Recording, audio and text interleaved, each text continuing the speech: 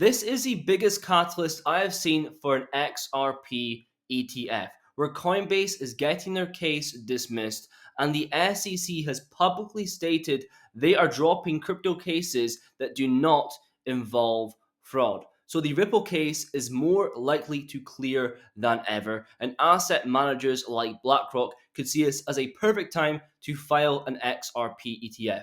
And given their record, when they file, an approval is pretty much inevitable. So if you hold XRP or just enjoy watching the XRP videos, be sure to stay around towards the end of the video. And with that said, let's get straight into the video. Okay, so let's get straight into the Coinbase situation so we can understand what's going on and how it affects Ripple XRP.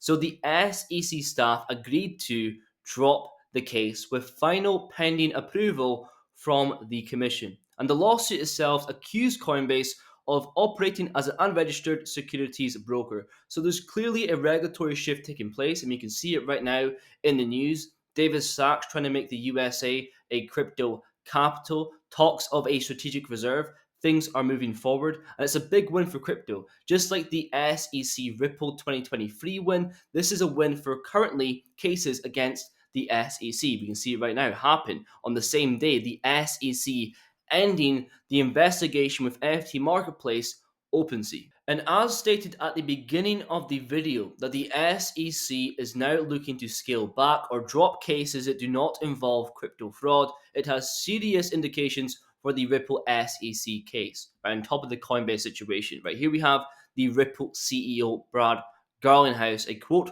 tweet of the Coinbase situation stating, in his experience now with the new administration, they have a clear intent to move things on quickly. And Jeremy Hogan, a well-known attorney and commentator on the Ripple SEC case, who has been asked a question in regards to the SEC, will they drop or settle the case very soon? And he believes so. And the idea of the SEC settling or dropping the Ripple case would infinitely increase the chances of an XRP ETF being approved. And we know there's a bunch of applicants right now, Bitwise, 21 shares, and so on, but I want to focus on BlackRock, who have not filed yet, and their viewpoint. First, let's look at their record. 5-7-6-1. Pretty much a flawless record, but the chances of approval would be 99.83% against 0.17%. So it's pretty much guaranteed. If there was a button to win 10 grand or lose 10 grand, you would press it as much as you can. And their influence in terms of inflows is huge, but they're always the biggest on Bitcoin, thanks to Farsight Investors, Bitcoin ETF, and the Ethereum ETF, but more so their influence, right? When they filed back in June 2023, the second largest and third largest in inflows, which were Fidelity and ARK, they filed not long after. And so my point being, BlackRock, with this record, would not file unless they believe 100% that the ETF would be approved, that the odds are somehow stacked in their favor. And that's why I believe they are waiting for a regulatory green light for the Ripple SEC case to finally be resolved. And this recent Coinbase dismissal helps establish favorable legal precedent. And it gives confirmation XRP is in the same category as Bitcoin and Ethereum from a legal standpoint. And so the odds already 80%, where the case gets dropped, that will increase. Then the SEC having little to no legal basis to deny the approval, and then BlackRock filing not long after. That is how I see things playing out. Now, how would the ETF affect the price of XRP? Well, first, we have to understand ETF. There's so many days where there's a lot of inflows in Bitcoin and people are confused why the price is not increasing. So let me go and find it here, the price impact of an ETF. So inflows do not translate one-to-one due to liquidity, other factors in the market, but more importantly, when you buy an ETF through BlackRock or any other institution, it's not like a direct market order on an exchange. You are buying an ETF share, which is like buying a stock. You are buying shares of the ETF, not directly buying the underlying asset like XRP or Bitcoin. And so you're buying shares in the fund that hold the underlying asset. Now, when they need to create new ETF shares, like BlackRock with XRP, for example, they would need to buy XRP over the counter. That would create demand, also through hype, FOMO, and the backing of that institutional presence. Now, we know there's two ETFs so far, Bitcoin and Ethereum. Both have had very different performances in relation to the inflows and outflows. We do know that Grayscale is a large outflow. They were both able to absorb it, but Bitcoin and more so.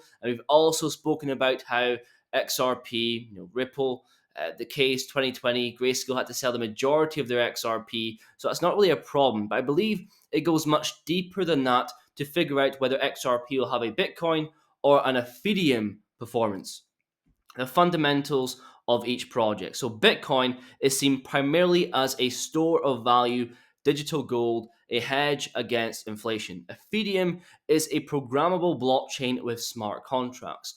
Bitcoin has a fixed supply, only 21 million. Ethereum does not. And so the purpose of the Ethereum ETF was to expand investment in the broader crypto ecosystem, more into the realm of DeFi, where it's a completely different story for XRP. XRP is heavily institutional driven, right? Cross-border payments in the payments sector. Ripple has numerous relationships with banks and financial institutions, and the value proposition is quite similar to Bitcoin in the sense that they both benefit from institutional adoption. And XRP itself is more tied to the banking sector, the payment sector, which in my opinion would attract more capital and inflows. And while XRP may not be known as a store of value, rather a payments solution, its growth is very dependent on real world adoption and partnerships. And looking towards the future, and especially in terms of utility, to me it seems like the better option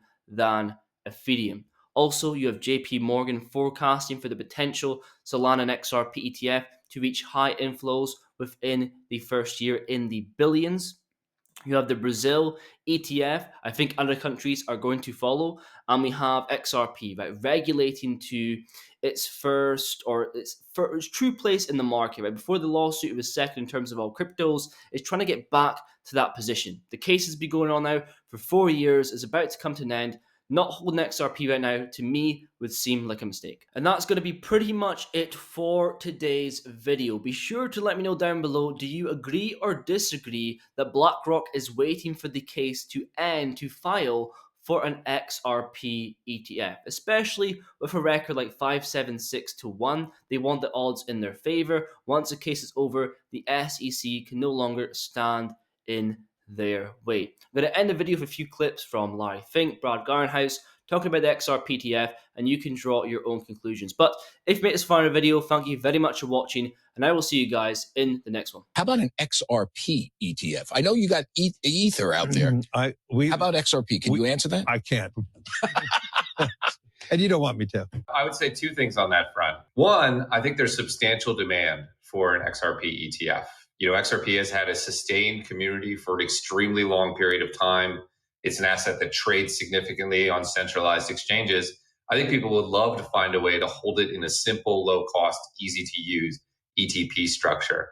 And I will say the second piece is the SEC is much more receptive to discussions under the new administration than they were in the past.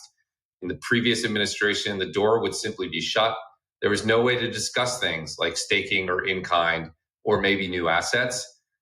I think, and I can tell you that has completely changed. They're much more open to dialogue. So I'm optimistic we're going to see, XRP ETFs, Solana ETFs. Are you in talks with the largest issuers, particularly BlackRock, to get this done?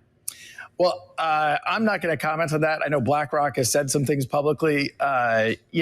We think it makes sense for the XRP community overall. Ripple obviously is a very important stakeholder in the XRP ecosystem, but we're not the only player.